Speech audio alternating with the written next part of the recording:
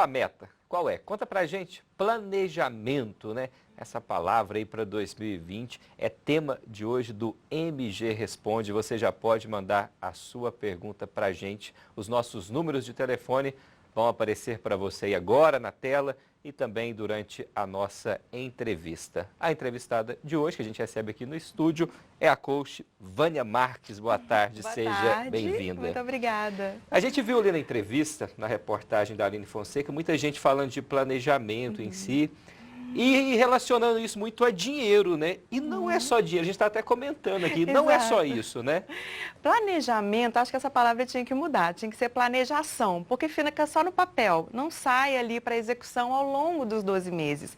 E para você conseguir manter um planejamento financeiro, você tem que ter atitudes que valem para todas as áreas da sua vida. Disciplina, autocontrole, resiliência. Então, o dinheiro é uma das formas onde você aplica essas habilidades comportamentais que são de cada um. Se não tem, precisamos desenvolver e pode ser um item para o seu planejamento, desenvolver alguma habilidade nesse sentido. A gente tem uma pergunta aqui da Conceição de Divinópolis. Ela mandou essa pergunta para a gente pelo WhatsApp. Sim. A Conceição conta que tem o costume de fazer uma listinha com as metas e colocar essa listinha dentro da carteira. Aí ela conta que sempre dá uma paradinha durante o ano, pelo menos mais de uma vez, e relê. E agora, no dia 31, hoje, não sei se ela já leu de novo, né, ou vai reler ainda, ela fala que dá uma olhada para ver se conseguiu cumprir, né, ou parcialmente essas metas. Isso é bacana, isso é importante, escrever, anotar? Existem estudos que comprovam que só de você anotar e colocar na carteira, como a Conceição fez, já tem um direcionamento meio que inconsciente do seu foco. Mas o que eu aconselho para ela ter datas mais espaçadas durante o ano, de 3 em 3 meses, por exemplo, para verificar para que caminho que a vida dela está indo, se ela está direcionando para o alcance dessas metas ou se ela está saindo fora. Então, só escrever e agora em dezembro chegar e falar, poxa, será que aí não dá mais tempo de fazer nada, fica para mais um ano. Coisa que se ela tivesse feito isso lá para março, abril, talvez ela pudesse ter retomado, revisto alguma meta, revisado o plano de ação, redirecionado, e aí ela teria talvez mais sucesso nesse balanço de final de ano. Então, para quem gosta de fazer essa listinha, tem esse costume, talvez é melhor fazer uma lista mais enxuta, né? Para chegar no fim do ano, opa, consegui realizar aqui, realizei aqui, faltou só esse aqui, para ter mais concretizações, no caso. Isso, para começar, você pode fazer, a gente chama de Dreamstorm, que é um toró, né? Uma tempestade de sonhos. Pode escrever tudo o que você quiser, mas na hora de selecionar para colocar meta, qual que é a diferença de sonho para meta? É a data de realização.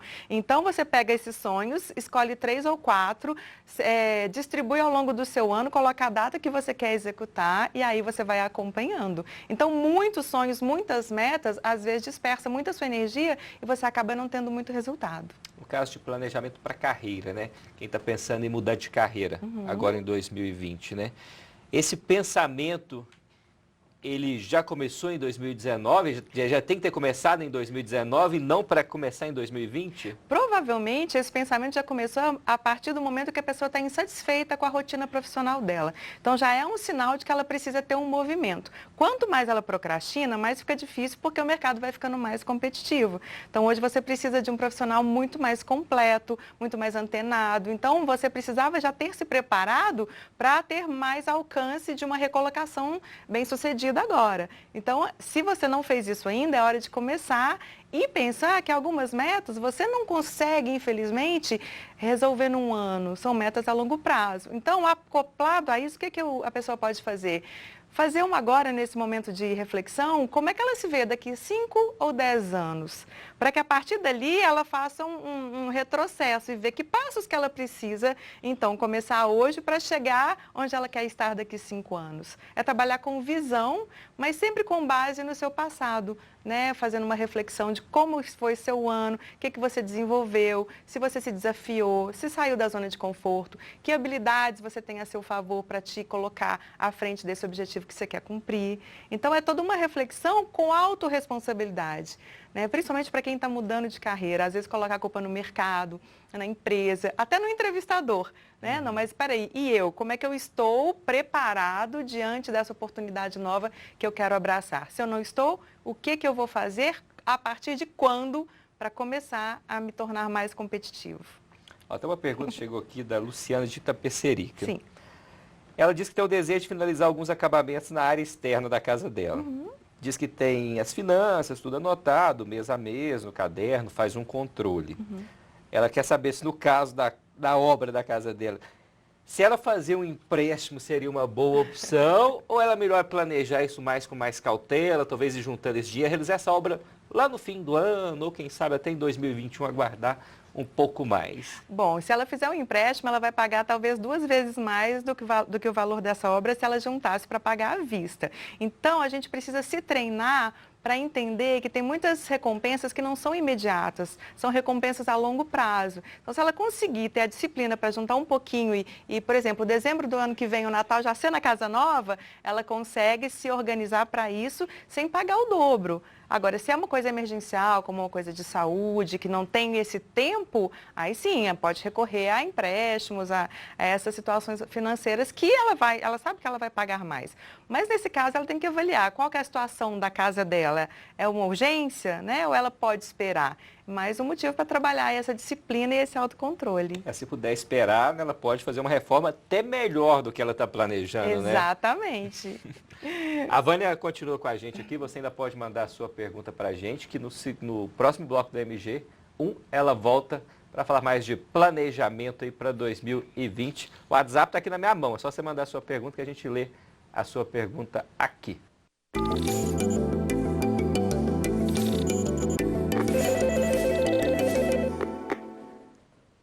De volta com o MG Responde, o assunto de hoje, planejamento pessoal. Se você tem perguntas, ainda dá tempo de mandar para a gente. A Vânia continua aqui, Vânia. Tem uma pergunta que chegou para a gente aqui da Fabiana. Sim.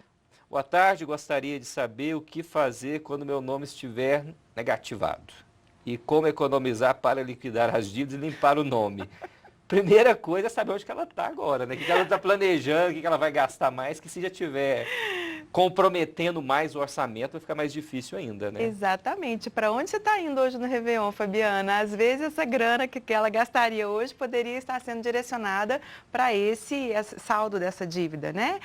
O interessante é que as pessoas às vezes costumam se endividar mais para pagar dívidas. Então, certamente, por menor que seja, existe alguma possibilidade de corte no orçamento dela. Que seja um lazer inicialmente, a gente precisa abrir mão de algumas coisas para poder voltar aos eixos. Então, às vezes, comprar coisas supérfluas, né? Ver se ela está com alguns custos de assinaturas recorrentes que ela pode abrir mão durante um tempo. Como eu disse, a alimentação, às vezes, come muito na rua, que é um lugar onde vai muito a nossa grana. Então, pensar em comprar alimento para fazer sua marmita. Transporte, como é que você pode reduzir? São despesas que a gente tem, claro, as básicas, mas tem as supérfluas. Provavelmente, a maioria das dívidas vem dessas supérfluas. Então, ela tem uma consciência de quanto ela pode gastar dentro do que ela ganha, não o contrário.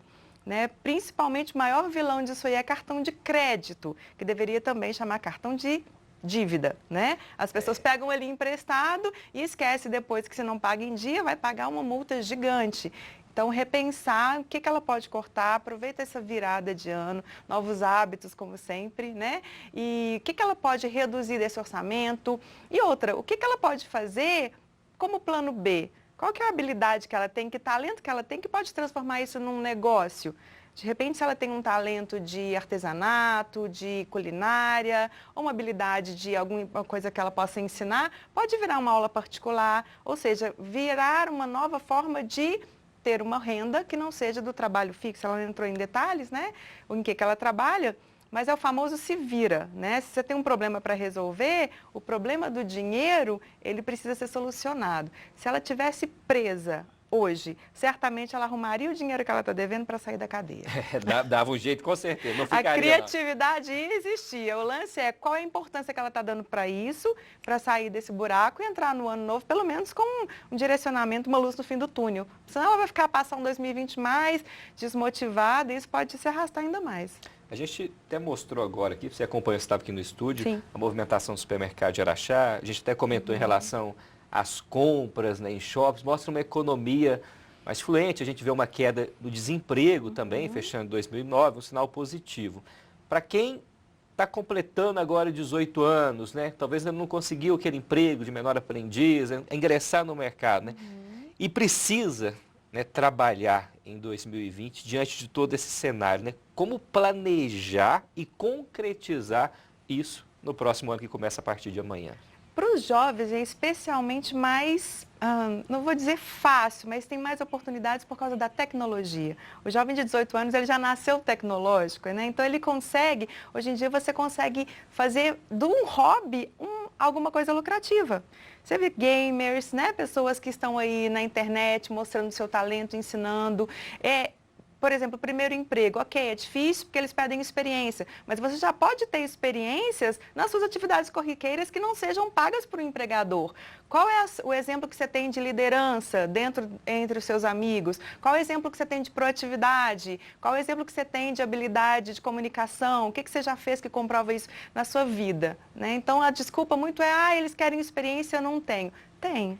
Talvez não está direcionada com, né, uma carteira assinada, mas a vida já traz isso. Então, essa possibilidade é, mais uma vez, uma questão de aproveitar a oportunidade. Só para finalizar, talvez aquele jovem expert nas redes sociais poderia estar usando isso no mercado, né? Exato. E aí ele pode prestar serviço para as gerações que não estão muito acostumadas com isso, né? As pessoas que não têm tanta habilidade na tecnologia. Então, vai juntar aí uma sinergia que pode ser lucrativa para os dois. Exatamente. Muito obrigado. Feliz Obrigada ano novo para você também. Muito obrigado por ter Obrigada. ajudado e participado com a gente aqui em 2009 na TV Integração. É um prazer. 2019. 9 já ficou para trás em 10 anos. 2020 estamos aí também. Obrigada. Exatamente. Obrigado. Viu? Boa tarde.